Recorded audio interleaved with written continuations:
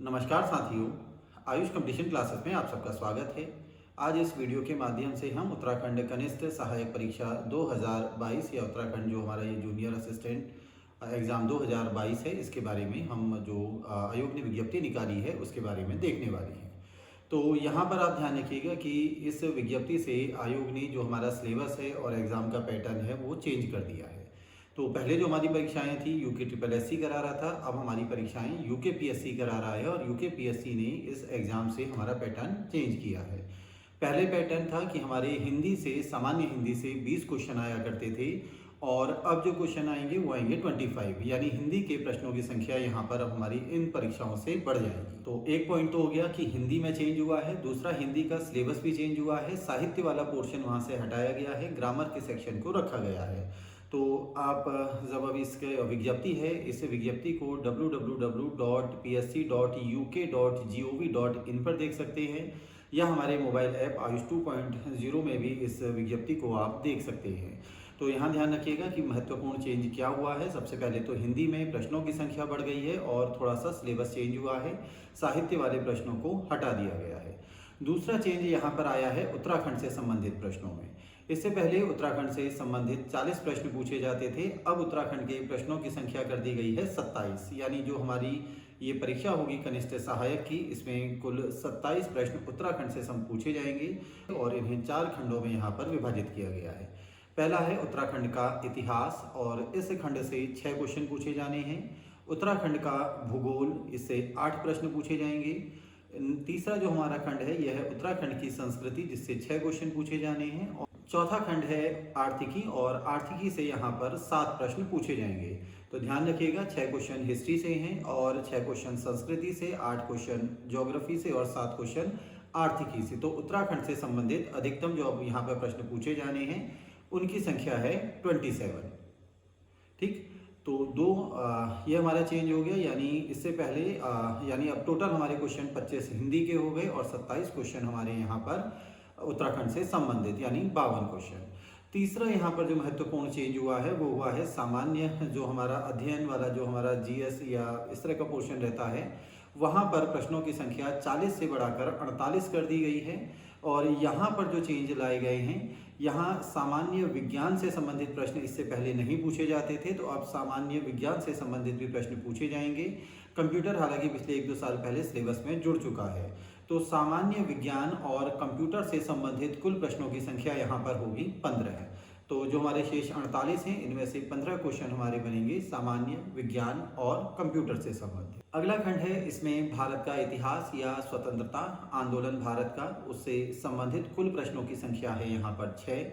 भूगोल से संबंधित कुल प्रश्नों की संख्या यहाँ पर 7 होगी। इंडियन पॉलिटी एंड गवर्नेंस यानी भारतीय राज्य व्यवस्था और शासन से संबंधित प्रश्नों की संख्या रहेगी 6।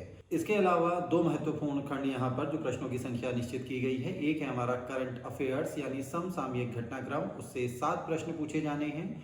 और अंतिम खंड इसमें रीजनिंग का रखा गया है, इस रीजनिंग के भी 7 क्वेश्चन यहाँ पर फिक्स करे गए हैं। तो इस प्रकार अगर हम देखते हैं तो हिस्ट्री के हमारे 6 क्वेश्चन हैं, पॉलिटी के हमारे 6 क्वेश्चन हैं, 7 क्वेश्चन हमारे ज्योग्राफी के हैं, 7 question reasoning, 7 question current affairs and science and computer के 15 क्वेश्चन। तो कुल संख्या जो प्रश्नों की संख्या इस परीक्षा में पूछी जाएगी वो हो गई है अब 48। तो इस तरह से हमारा ये जो पेपर है ये कुल 100 अंकों का होगा। पेपर MCQ यानी मल्टीपल चॉइस क्वेश्चन, यानी एक प्रश्न होगा जिसके 4 विकल्प हैं और उनमें से कोई एक सही विकल्प अभ्यर्थियों को चुनना होगा। अगर अभ्यर्थी गलत विकल्प का चुनाव करते हैं तो वहाँ पर निगेटिव मार्किंग के तहत 1/4 की निगेटिव मार्किंग रखी गई है, तो अभ्यर्थियों को 0.25 मार्क्स का यहाँ पर नुकसान होगा। अगर अभ्यर्थी उस प्रश्न का उत्तर नहीं देते हैं तो उन्हें किसी भी प्रकार का कोई भी नुकसान नहीं होना है। तो ये अभी हमने डिस्कस किया जो पैटर्न चेंज किया गया है उत्तराखंड लोक सेवा आयोग यानी यूकेपीएससी के द्वारा उत्तराखंड कनिष्ठ सहायक परीक्षा 2022 में। अब इस विज्ञप्ति के विषय में हम महत्वपूर्ण चीज़ें देख लेते हैं। तो ये विज्ञप्ति आज 30 नवंबर 2022 को जारी की गई है। इसमें आवेदन करने की जो अंतिम तिथि है वो 20 दिसंबर 2022 रखी गई है। तो यहाँ अभ्यर्थियों से मैं ये अनुरोध करना चाहूँगा कि जब भी कोई विज्ञप्ति आती है उस विज्ञप्ति को वो ढंग से पूरा उसका अध्ययन करें और वो देख लें कि उनका जो क्राइटेरिया है उन्हें आयु में जो छूट मिलनी है या आरक्षण है या किस कैटेगरी में वो आते हैं, उसे वो पूरा अच्छी तरह से उसका अध्ययन करें और फॉर्म को समय से भर लें। अंतिम तिथि का वो वेट ना किया करें, क्योंकि अंतिम तिथि में कई बार वेबसाइट पर बहुत ज़्यादा लोड पड़ जाता है और अभ्यर्थी फिर फॉर्म नहीं भर पाते। यहाँ इस कनिष्ठ सहायक परीक्षा में कुल पदों की संख्या 445 रखी गई है और लगभग 70 के लगभग यहाँ पर विभाग हैं जिनमें अभ्यर्थियों को सिलेक्शन के बाद नियुक्ति का मौका मिलेगा। तो कुल पदों की संख्या 445 है और ये पद घट या बढ़ भी सकते हैं।